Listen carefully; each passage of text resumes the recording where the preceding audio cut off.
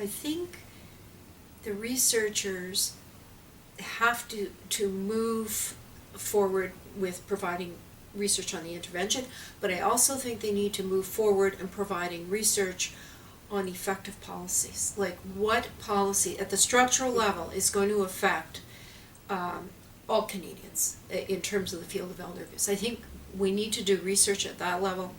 One of the biggest gaps in this country, and I would frankly say in the world, because there's only 9 really good studies out there, is that the institution is highly ignored. Mm-hmm. And I think, I mean, you can't say abuse is worse in the community than it is in the, we don't know that. We have no sense of that. But I do believe that it's time that we really got some very good prevalence numbers as researchers in institutions, and that is just a huge challenge because a lot of it's in the private sector.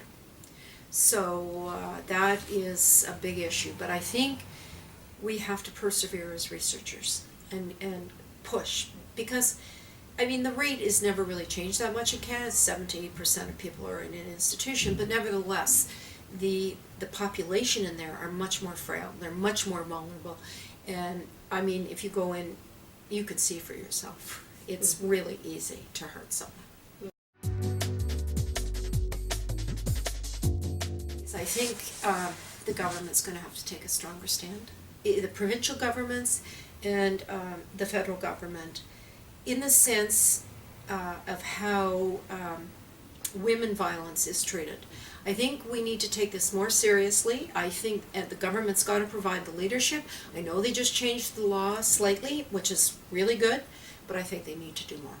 I really do. I think people need to be punished, they need to go to jail, and I think one of the worst places is in institutions, where they even have videos and digital beating up of people, and they do them.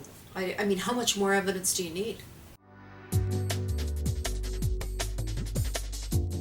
I honestly believe the biggest issue is the fact that there has been systematic reviews of interventions all over the world, and there are maybe 9 that have support that work.